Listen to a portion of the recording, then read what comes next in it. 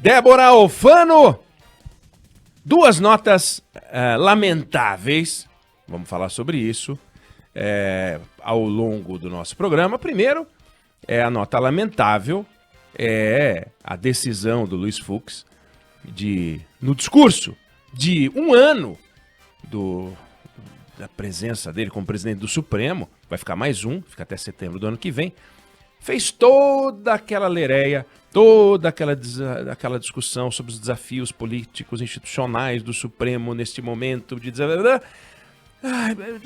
menos, vamos falar disso, sabe? Reacendendo aquela chaga das brigas pós 7 de setembro, precisa dar uma acalmada.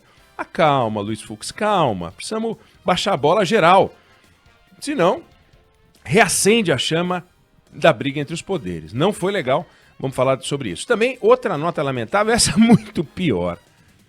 A mulher do presidente da Câmara. A mulher do presidente da Câmara, o Arthur Lira, virou secretária adjunta da representação estadual do governo de Alagoas, de onde é o Arthur Lira, não, de Roraima. Não é nem vizinho, não é nem do estado vizinho, de Roraima. Aí ela vai trabalhar em Brasília, representando o estado de Roraima. E eu falava Roraima antes de morar em Brasília, depois que vivi em Brasília, todo mundo fala Roraima lá. Eu passei a falar Roraima. Então, se alguém achar esquisito, é porque eu vivi em Brasília. Ela representa o estado de Roraima. Secretária adjunta de representação estadual do governo de Roraima no Distrito Federal. Ela não deveria aceitar o cargo. Tem um preço a pagar e toda a família paga o preço quando existe alguém que representa um poder deste jeito. Ele é o presidente da Câmara. Ela pode ter um pleito, por exemplo, ligado à Câmara, o Estado pode ter. E como vai ficar? Não, ela não entra. Cria um conflito. Ela tem direito a ter uma carreira, como seria o contrário. Se a Simone Tebet, que tentou ser presidente do Senado, tivesse um familiar, ele ia ser representante do estado de Roraima? Ia ser legal? Não pode, não é uma discussão machista aqui. Agora, a família toda paga o preço pelo poder daquele que se destaca mais. A família Bolsonaro deveria ter esse cuidado. A família Arthur Lira, a família Lira tem que ter esse cuidado. E não tem. Ela já trabalhava no gabinete do marido, quando ele era deputado estadual. Problema isso, deu confusão. Denúncia de que ela era funcionária fantasma e agora ela vai para a representação do estado de Roraima. Não faz sentido, não deveria fazer. Mas eu queria aqui, e nós vamos falar sobre esses assuntos, chamar a atenção para o seguinte, eu quero voltar ao discurso do presidente na ONU, mas não para falar do discurso do presidente da ONU, mas para discutir um pouquinho sobre o propósito daquilo que ele disse. Voltando no tempo, em 1823, Dom Pedro convocou uma Assembleia Constituinte para ter a primeira Constituição brasileira, que sairia em 1824. Montou a Assembleia Constituinte. A Assembleia Constituinte começou a tomar decisões que o incomodaram, limitaram o poder dele. Aí ele foi lá, dissolveu a Assembleia, invadiu, botou os militares lá dentro, invadiu o plenário, prendeu deputados, deportou deputados, foi uma confusão.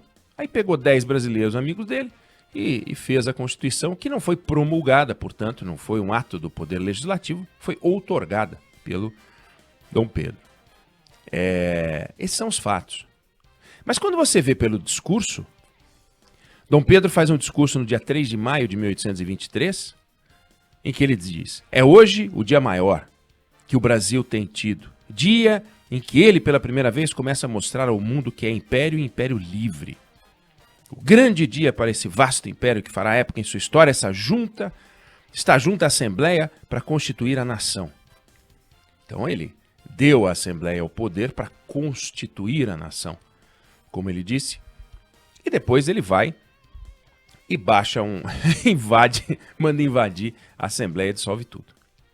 Então, o Dom Pedro das palavras é um Dom Pedro impressionante nesse ato. O Dom Pedro dos atos é um Dom Pedro intolerante. Não, assim eu não quero, assim eu não vou topar. Mas, quando ele falava o que falava, e explicou porque montou, e depois explicou porque dissolveu, O Brasil tinha uma imprensa incipiente. Até 1821 ela sofria censura prévia. 1823 é uma imprensa engajada. Seria como se fossem os blogueiros de hoje.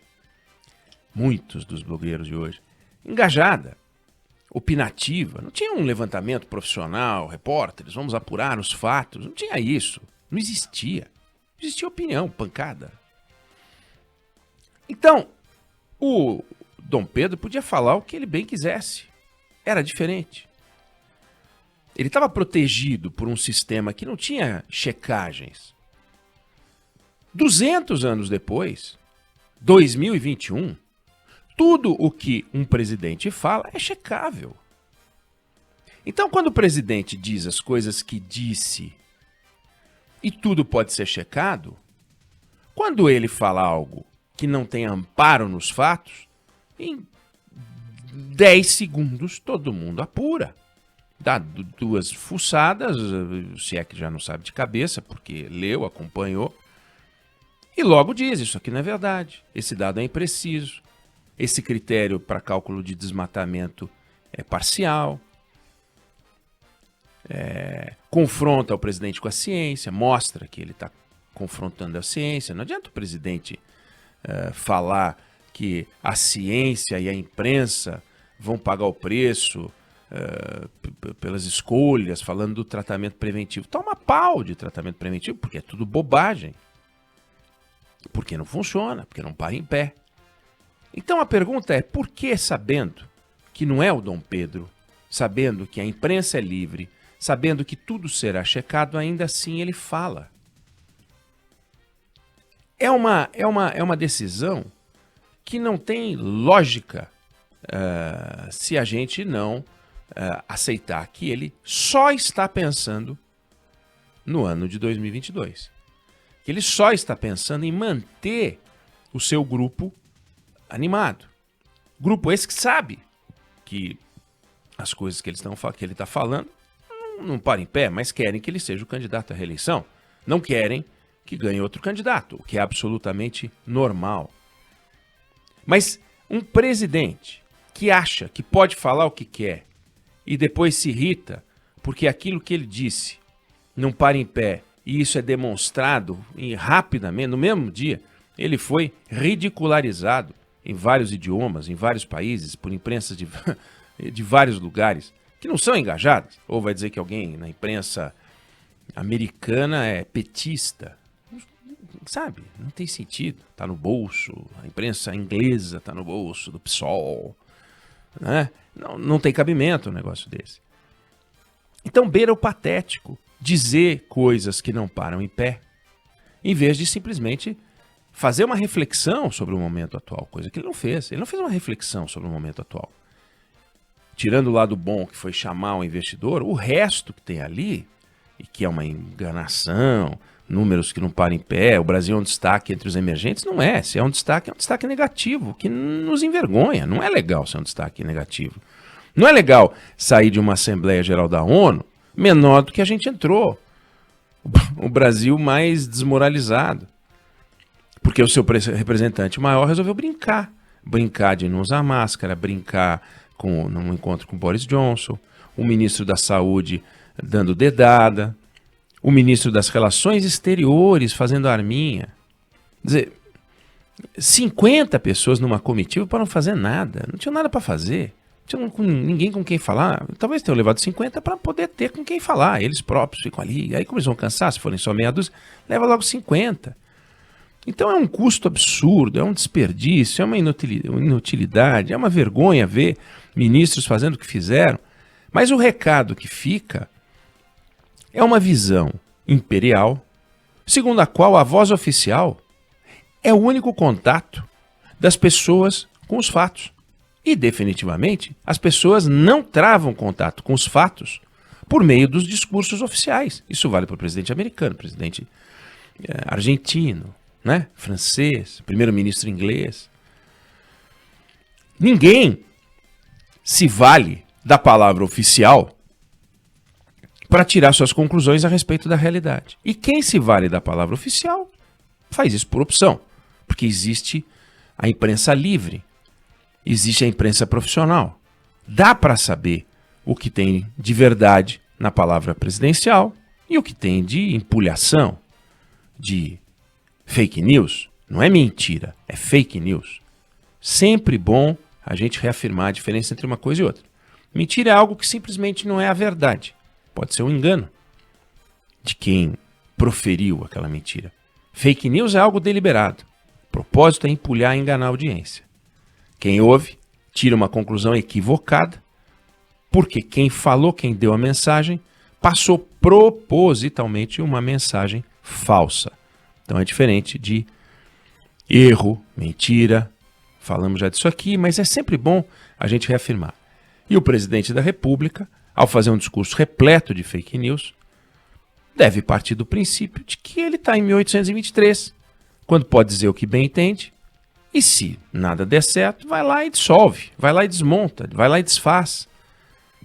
Chama o brigadeiro, no caso era um brigadeiro, que foi lá, entrou no plenário e dissolveu. Ah, eu convoquei, eu dissolvo. Não é assim que funciona.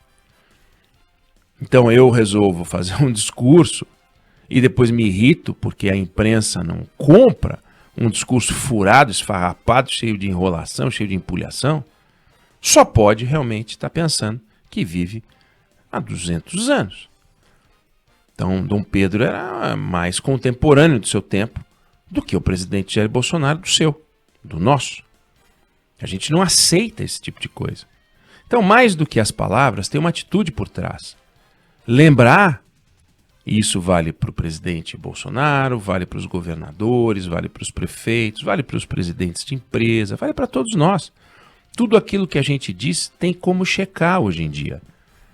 O diretor da Prevent Senior ontem, que se ferrou na CPI, porque foi pego fazendo lambança. Não deu para mentir tudo o tempo todo. Foi obrigado a admitir a certa altura que a forma como ele preenchia, ou como o Prevent Senior preenchia as mortes na sua rede hospitalar, escondia a Covid. Manipulação. Ficou claro. Não foi ninguém que falou, não. Foi ele. Ele admitiu. É evidente, confrontado com a realidade, com a reportagem da revista Piauí que mostra como morreu o médico Antônio Wong, como morreu a mãe do Luciano Hang, não foi no caso a Piauí que mostrou, e que a Covid não aparece, mas os dois foram internados por Covid e os dois morreram por causa da Covid. Então a empulhação não dura. Então o presidente tem que ter clareza disso. Não tendo, vai sempre amargar o que está acontecendo hoje. Aumento da impopularidade, diminuição do número de pessoas que concorda em sustentar o seu nome, seu governo, sua candidatura, pelo simples fato de que a maior parte da sociedade gosta da verdade. Porque a mentira é contra os mais pobres, a mentira é contra a sociedade. A mentira só funciona para o mentiroso. A mentira, a empulhação, a enganação, no caso a fake news, só funciona para o difusor da fake news. É isso que precisa ficar claro. Não há uma lógica por trás disso. Há um desejo. Esse desejo do presidente não para em pé. Então aí os números para amparar isso que a gente diz e desamparar qualquer projeto que não esteja embasado na verdade.